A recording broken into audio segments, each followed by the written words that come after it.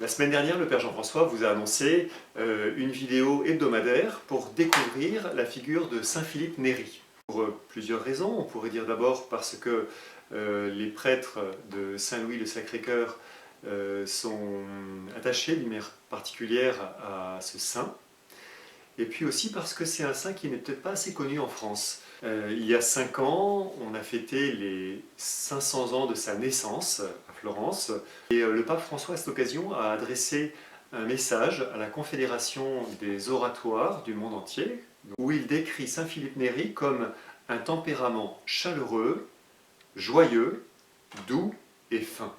L'année suivante, en 2016, un film a été publié en français, Saint Philippe Néri.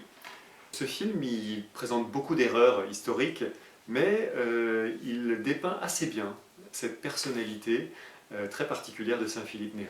Le tempérament d'une personne est assez lié à la façon dont il a grandi dans l'enfance et dans la jeunesse.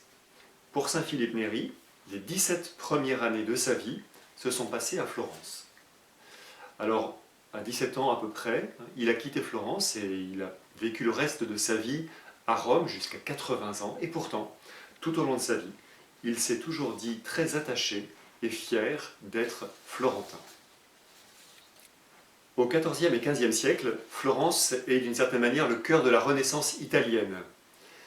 La Renaissance, c'est une période de grand développement et de renouveau dans beaucoup de domaines.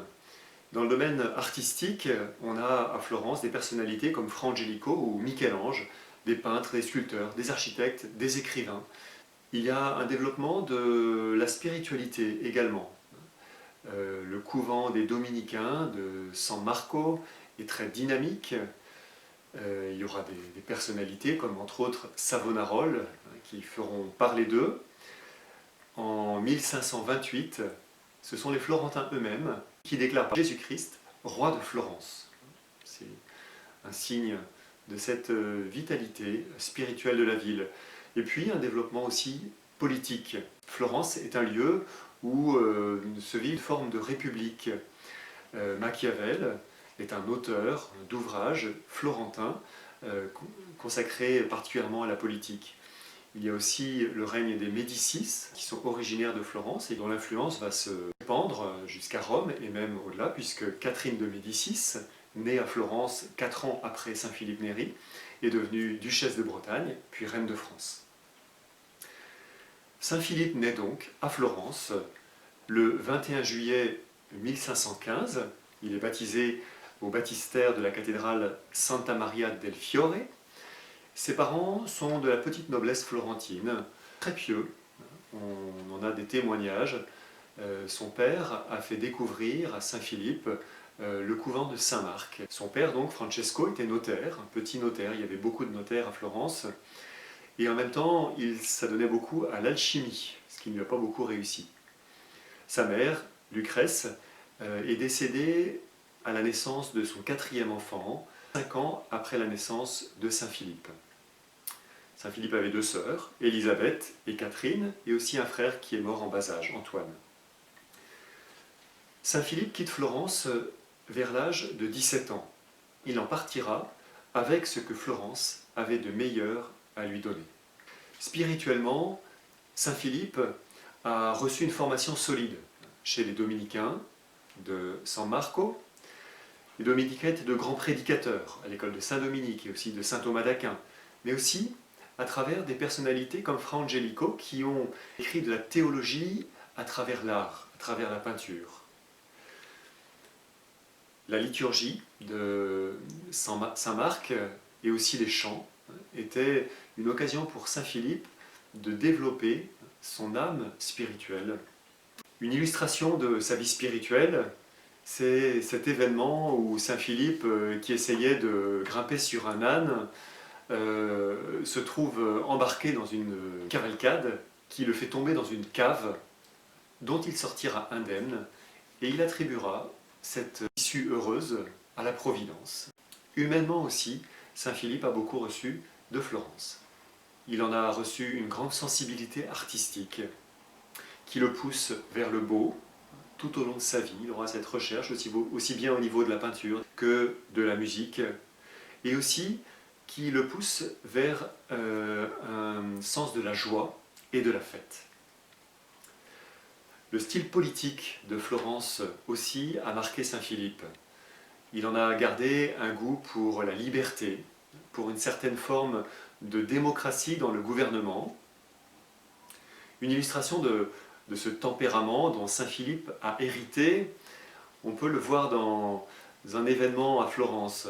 En 1530, alors que Florence est assiégée par les armées impériales, les Florentins ne se laissent pas abattre. Alors qu'ils sont pris par la faim, eh bien ils décident de fêter le carnaval, et de le fêter bruyamment, pour que les troupes impériales l'entendent.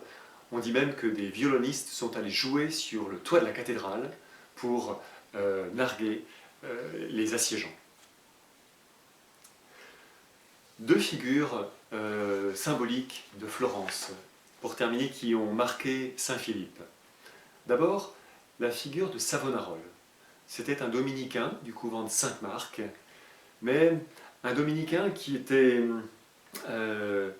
pris d'une ardeur de combat contre les excès de la Renaissance.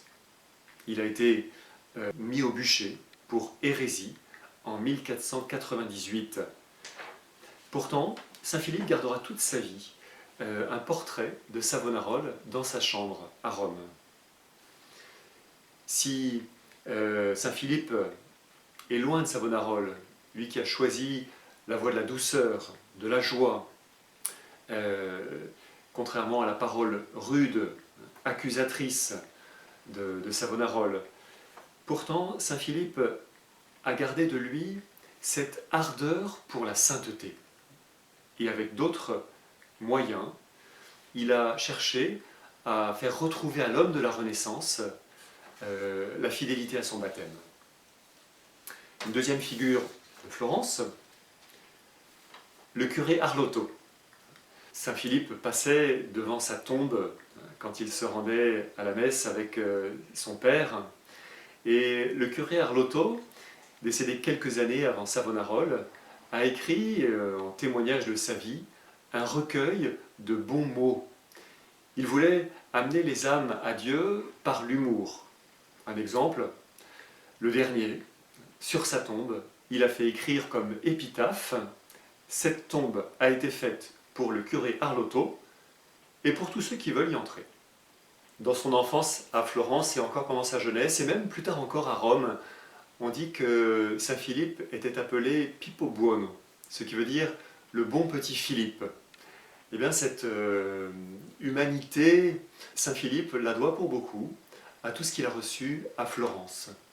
Et toute sa pédagogie, par la suite, va s'appuyer sur ce qui a été construit de l'homme et du chrétien en lui, dans son enfance, comme un bon terreau à la grâce de Dieu, qui se déploiera de manière encore très riche, avec des grâces très particulières qui lui seront données, mais qui prendront racine dans ce terreau de son humanité forgée à Florence.